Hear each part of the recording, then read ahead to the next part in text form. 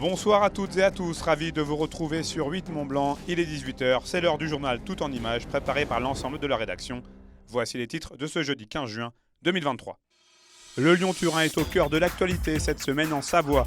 Les élus mauriennais et une partie de la population se sont rassemblés ce jeudi matin devant la gare de Saint-Jean-de-Maurienne pour dire oui à la liaison ferroviaire en construction. Victoria Lopez était sur place. Et puis, pendant un mois, Globule Radio, la radio de la vallée de Chamonix, ouvre son antenne aux 8-14 ans.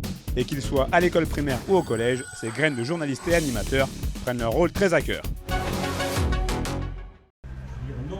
Un grand oui au Lyon-Turin. Le soutien à cette liaison ferroviaire en construction s'affiche sur les pancartes et se répète dans les discours. Élus et habitants de la vallée sont rassemblés ce jeudi matin sur le parvis de la gare transitoire de Saint-Jean-de-Maurienne. Ce soutien, ils tenaient à le réaffirmer face à des opposants au projet toujours plus actifs. Quand je vois ce qui s'est passé avec le TGV sur Bourg-Saint-Maurice, le développement qu'il y a eu sur la Haute-Tarentaise, je me dis que la Maurienne va pouvoir bénéficier du fruit de cette liaison entre la France et l'Italie.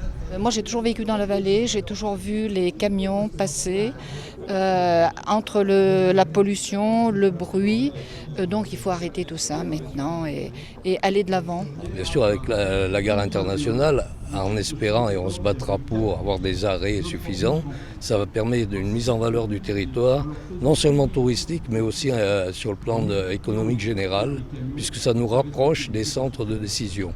Et les décideurs locaux, eux, font front derrière la mobilisation pour la réalisation de ce projet de longue date. Maires, conseillers départementaux, députés, tous étaient présents pour afficher leur détermination à mener à bien ce projet. Pour nous, il n'y a qu'une seule voie, c'est la voie ferrée. Si demain nous voulons garantir un niveau de transfert des marchandises à travers les Alpes correct, c'est la seule solution, c'est des voies et des équipements dignes de ce nom, puisqu'on parle de plusieurs dizaines de millions de tonnes à transférer chaque année à travers les Alpes. Donc il faut un équipement durable et conçu comme tel. Et on travaille également sur la gare définitive, puisque la gare qui nous accueille aujourd'hui n'est que transitoire. Et on pense que très rapidement, si en octobre on n'a pas de décision sur les accès, on pense qu'on va retarder le chantier parce qu'on ne pourra pas prendre de décision, on ne pourra pas s'investir en tout cas sur le travail de cette future gare qui devra intégrer à un moment les accès et la ligne historique. Donc on voit tout l'enjeu aujourd'hui qu'il y ait une position ferme de l'État. Depuis plusieurs mois, en effet, les élus locaux, départementaux et régionaux se mobilisent pour que le gouvernement engage le projet de construction des voies d'accès françaises entre Lyon et Saint-Jean-de-Maurienne. Des infrastructures indispensables, selon eux, à la concrétisation de la liaison ferroviaire. Le président du département de la Savoie, Hervé Guémard, a d'ailleurs salué cette semaine les annonces du ministre des Transports. Ce dernier a souligné le caractère prioritaire du chantier et réaffirmé que la France tiendrait ses engagements, notamment financiers, pour la construction de la partie française de la voie.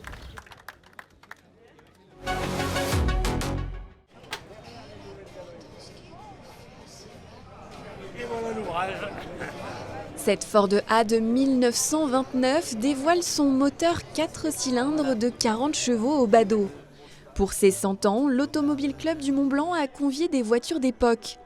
Elles nous plongent avec nostalgie dans les années 20 et forment ainsi un hommage à la date anniversaire de la création du club, un certain 14 juin 1923. Les véhicules que vous voyez aujourd'hui sont de catégories différentes, mais aucun n'est plus récent que 1932. Nous n'avons pas souhaité faire venir ici les véhicules que la génération qui est encore en vie connaisse. Alors que là, la plupart, ce qui est important pour nous, c'est qu'il y a plusieurs véhicules de l'année exacte, de 1923, dont une Bugatti qui a couru les 24 heures du Mans. La fameuse Bugatti, c'est la vedette du jour. La voiture de course mythique est la propriété d'un passionné au Savoyard. C'est une voiture que j'ai depuis plus de 40 ans. À l'époque, les gens me traitaient de fou parce que j'avais emprunté à la banque pour l'acheter. Parce que les Bugatti ont toujours été des voitures hors normes et très très chères, bien sûr. Et je suis très fier de l'avoir conservée toute ma vie J'ai fait énormément de courses avec. Elle a fait beaucoup de manifestations de ce genre. Je l'ai restaurée, bien sûr, et je pense que, sans mentir, je la vendrai jamais. Conserver ce patrimoine roulant, c'est l'affaire de ces férus de voitures d'époque réunis à Annecy. Parmi elles, la GT40 de Benjamin est l'exception du jour. Réplique des Ford GT40 MK1 des années 60, elle a été entièrement fabriquée par le jeune homme. Pendant 1 an et 1000 heures de travail, j'ai fait toute la conception en 3D de la voiture. Donc j'ai acheté d'abord un moteur et une carrosserie et j'ai mis toute la conception du châssis. Et ensuite, 3 ans et demi, donc à peu près 4000 heures au total pour toute la voiture, avec la finition et les réglages sur piste. En plus de ses heures de travail, Benjamin a investi 20 000 € de matériel dans cette réplique, alors qu'une GT40 comme celle-ci coûte plusieurs centaines de milliers d'euros. À écouter ces passionnés et ces moteurs, l'automobile et la moto ont encore de belles années devant elles. Tout comme l'Automobile Club du Mont Blanc qui compte à ce jour près de 3000 adhérents. Vous êtes toujours sur Globule Radio et tout de suite ma chronique. James Giesendanner est presque aussi à l'aise sur ses skis que derrière une table de mixage. Comme bon nombre de ses camarades, ce collégien chamonniard, jeune skieur émérite, a vécu sa toute première expérience derrière un micro cette semaine dans les locaux de Globule Radio. C'est vraiment génial, mais je m'attendais à être beaucoup plus stressé de gérer tout ça. En fait, c'est plutôt naturel de gérer toutes les ouvertures de micro, gérer le son, le lancement de la musique et tout ça. Depuis le 25 mai et jusqu'au 26 juin prochain, la radio associative de la vallée de Chamonix laisse donc son antenne en direct aux jeunes. Ce jour-là, une dizaine de groupes d'élèves de la 4e A du collège Jeanne d'Arc a donc pris les commandes de la radio. Vous êtes toujours sur Globule Radio 90.5 FM avec les 4e A. Et chaque rôle est bien défini avec le technicien d'un côté et les animateurs et les journalistes de l'autre. Ce que j'aime bien, c'est que avec l'école, du coup, il y avait nos amis et ensemble, on aura toujours cette expérience, on pourra toujours se rappeler qu'on est quand même passé à la radio en 4e et c'est une expérience inoubliable quand même. C'était stressant, mais en même temps, c'est une bonne expérience. On devait surpasser un peu nos peurs et avoir confiance en soi et se dire que ça allait aller. Et j'avais peur de me tromper, mais je me suis dit que ça allait aller, donc c'est bon, c'est passé. À l'origine de ces ateliers, on retrouve donc Globule Radio qui a initié ces mises en situation grandeur nature il y a maintenant 8 ans dans le but de tenter de redonner ses lettres de noblesse à la radio envers le jeune public. Ça nous rassure quelque part sur l'avenir de la radio parce qu'on voit que aussi bien chez les plus jeunes, nous on démarre les ateliers radio à 7-8 ans, que chez les ados, il y a un enthousiasme. Donc la radio n'est pas naturellement leur média préféré, ne l'est plus disons, mais ils comprennent très vite le système, ils comprennent très vite ce qu'on peut faire avec, ils comprennent très vite le concept de proximité.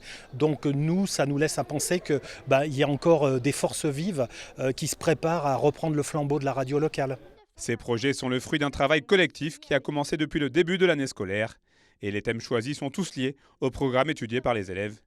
Et si ce jour-là, ce sont les collégiens qui sont aux manettes, Globule Radio accueille aussi de plus jeunes enfants venant des écoles primaires. L'idée étant avant tout de les sensibiliser. Ça s'inscrit en fait dans une approche qui est transversale dans leurs apprentissages, à la fois à l'éducation aux médias et à l'information, au français, à l'histoire-géographie et puis d'autres matières comme la science de la vie et de la terre. L'idée c'est que c'est un âge où on essaie vraiment de les sensibiliser à l'importance du vrai, du faux, de l'information qui circule, des risques de désinformation. Et pour ça, en fait, il faut remonter toute la chaîne. Alors, vous qui nous regardez, tendez bien l'oreille. Qui sait, vous retrouverez peut-être un jour un de ces jeunes aux commandes d'une grande émission à la radio. 90.5 FM, on vous remercie de nous avoir écoutés durant cette émission sur le thème de dire l'amour. C'est la fin de cette édition. Merci pour votre fidélité à l'information sur 8 Mont Blanc. Tout de suite, la météo, préparée et présentée par Thierry Paulme. Place juste après à une rediffusion de l'aparté de la rédac avec le glaciologue Sylvain Coutran. Passez une très belle soirée. Prochain point complet sur l'information sur 8 Mont Blanc ce vendredi à partir de 18h avec un nouveau journal tout en images.